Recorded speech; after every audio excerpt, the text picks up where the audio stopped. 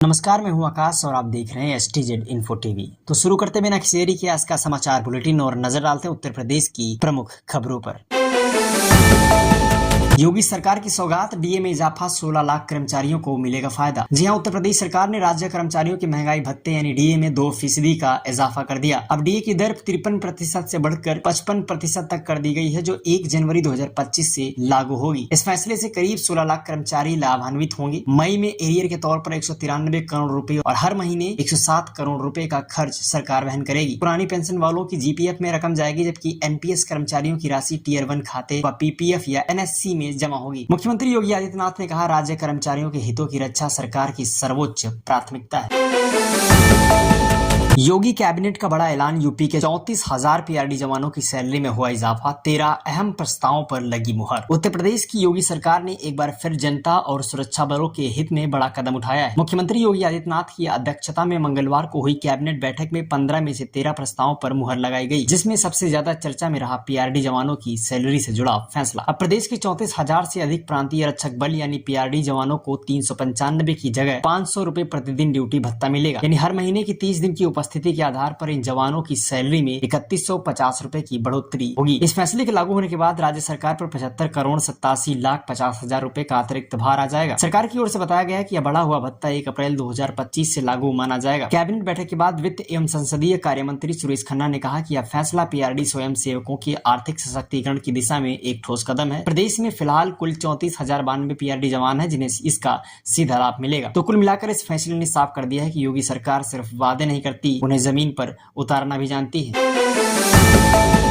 वाराणसी में पीएम मोदी की half century, 3884 crore की सौगात के साथ ऐतिहासिक दौरा। प्रधानमंत्री नरेंद्र मोदी 11 अप्रैल को अपने संसदीय क्षेत्र वाराणसी के 50वें दौरे पर आ रहे हैं। जी हां, पीएम रहते हुए किसी सांसद का अपने क्षेत्र में 50 बार दौरा करना अपने आप में एक ऐतिहासिक रिकॉर्ड है और इस खास मौके पर बीजेपी में जबरदस्त उत्साह है। काशी क्षेत्र के अध्यक्ष दिलीप पटेल ने बताया कि इस दौरे में प्रधानमंत्री मोदी 3884 करोड़ रुपए की 44 परियोजनाओं का लोकार्पण और शिलान्यास करेंगे। इस बार पीएम मोदी शहर से बाहर मेहंदीगंज में एक विशाल जनसभा को भी संबोधित करेंगे, जहां उनके करीब 2.5 से 3 घंटे तक रुकने का कार्यक्रम। पार्टी का दावा है कि जनसभा में 50,000 से ज्यादा लोगों के पहुंचने की उम्मीद है। इसके लिए मंडल और बूथ स्तर पर तैयारियां जोरों पर हैं। आसपास के 16 गांवों में बीजेपी कार्यकर्ता और विधायक जनता से संपर्क कर रहे हैं।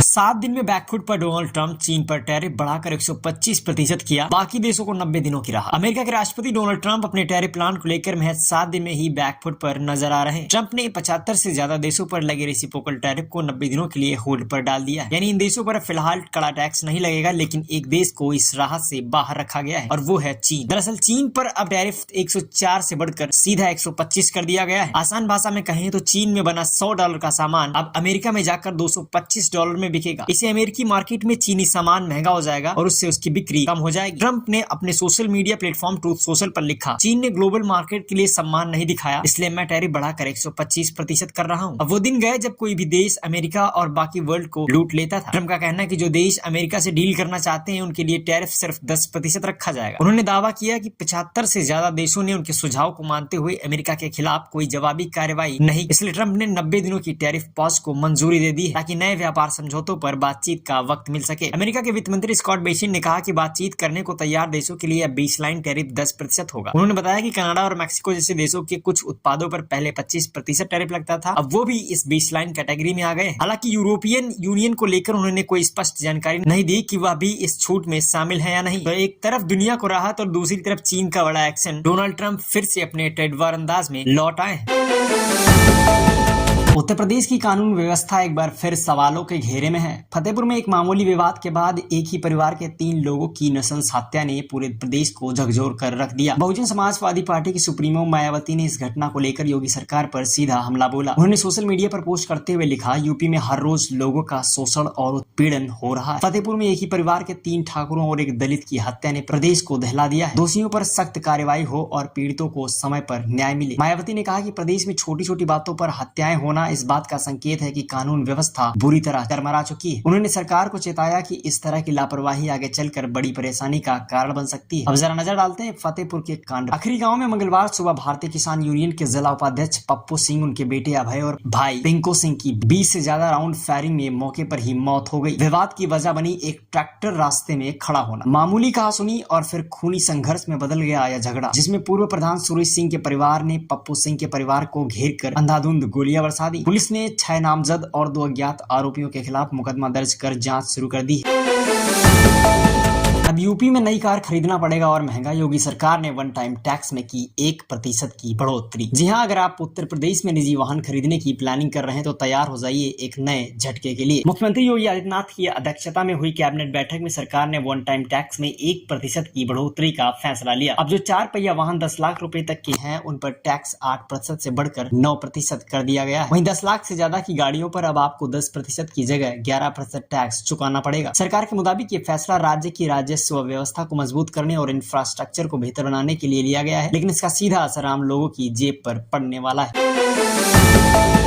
वक्फ संशोधन कानून से डरने की जरूरत नहीं, बरेलवी मौलाना का बड़ा बयान, मुसलमानों से शांति की अपील। वक्फ संशोधन कानून को लेकर देश भर में चल रही चर्चाओं के बीच ऑल इंडिया मुस्लिम जमात के राष्ट्रीय अध्यक्ष मौलाना साहबुद्दीन रजवी ने बड़ा बयान दिया। प्रेस वार्ता में बोलते हुए बरेलवी मौलाना ने साफ शब्दों में कहा, वक्फ संशोधन कानून से आम मुसलमानों का कोई नुकसान नहीं, बल्कि इससे फायदा ही होगा। न मस्जिदें छीनी जाएंगी, न मदरसे, न किसी धार्मिक स्थल को कोई खतरा है। कुछ राजनीतिक लोग मुसलमानों को गुमराह और भड़काने का काम कर रहे हैं। उन्होंने मुसलमानों से अपील की है कि ये वक्फ कानून के विरोध में प्रदर्शन से बचे और किसी भी तरह की उग्रता से दूर रहें। मौलाना ने याद दिलाया कि CAA के वक्त राजनीतिक उकसावे की वजह से भारी संख्या में मुसलमान सड़कों पर उतरे और उत्तर प्रदेश में 27 नौजवानों की जान चली गई थी। सैकड़ों लोग जेल गए और बाद में हालात बिगड़ते चले गए। इसलिए उन्होंने आग्रह किया कि मुसलमान अमन और शांति से अपनी बात रखें, कानून से डरने या घबराने की कोई जरूरत नहीं। बरेलवी मौलाना का ये बयान ऐसे वक्त में आया जब सोशल मीडिया से लेकर सियासी गलियारों तक वक्फ संशोधन को लेकर बहस तेज है, लेकिन उनका कहना है कि इस कानून को गलत तरीके से पेश किया जा रहा है और मजहब के नाम पर भावनाएं भड़काई जा रही। जम्मू कश्मीर विधानसभा में मारपीट, आप विधायक के बयान पर भड़के बीजेपी विधायक। जम्मू कश्मीर विधानसभा में एक हंगामेदार और शर्मनाक तस्वीर सामने आई है। आपके इकलौते विधायक महराज मलिक ने एक बयान में हिंदुओं को लेकर कथित आपत्तिजनक टिप्पणी की, जिसके बाद बीजेपी नेताओं ने उन पर हमला कर दिया। वीडियो सोशल मीडिया पर वायरल हो चुका है, जिसमें बीजेपी विधायक महराज मलिक से धक्का मुक्की करते नजर आ रहे हैं। महराज मलिक ने कहा था, जब कोई मुसलमान कुछ करता है तो बीजेपी बवाल करती है, लेकिन हिंदुओं की शराब की लत पर कोई सवाल नहीं उठाता। बीजेपी ने इसे धर्म पर हमला बताते हुए तीखी प्रतिक्रिया दी है और मामला अब राजनीतिक तूल पकड़ चुका है। बीटेक छात्र का फर्जी एनकाउंटर, नोएडा के 12 पुलिसकर्मियों पर FIR कोर्ट के आदेश से दर्ज हुआ मामला। उत्तर प्रदेश के ग्रेटर नोएडा से एक बेहद चौंकाने वाला मामला सामने आया है। दरअसल बीटेक कर रहे एक छात्र सोमेश गौतम के ऊपर एक फर्जी एनकाउंटर के आरोप में अब नोएडा के पुलिस के 12 अधिकारियों पर FIR दर्ज कर दी गई है। मामला 4 सितंबर 2022 का है। आरोप है कि पुलिसकर्मियों ने छात्र को दिल्ली से अगवा किया, फिर उसके पैर पर गोली मार दी और एनकाउंटर का नाटक करते हुए गिरफ्तारी दिखाई। बाइक और पिस्टल की झूठी बरामदगी की भी कहानी बनाई गई। इस घटना के खिलाफ छात्र के पिता ने कोर्ट का दरवाजा खटखटाया, जिसके बाद कोर्ट ने FIR दर्ज करने का आदेश दिया। FIR में एक थानाध्यक्ष, 6 दरोगा और 5 कांस्टेबल के नाम शामिल है। इस मुद्दे पर सपा प्रमुख अखिलेश यादव ने भी सरकार पर निशाना साधते हुए कहा, अब जब पुलिस वाले हत्या के आरोपी बनेंगे तो ना भाजपा बचा पाएगी, ना समाज में इज्जत बची रहेगी। STZ Info TV पर फिलहाल के लिए इतना ही। देश दुनिया की हर बड़ी और जरूरी खबर सबसे पहले और सबसे सटीक तरीके से पाने के लिए जुड़े रहिए हमारे साथ। मैं हूं आकाश, फिर मिलूंगा एक नई रिपोर्ट के साथ। तब तक के लिए नमस्कार, जय हिंद, वंदे मातरम।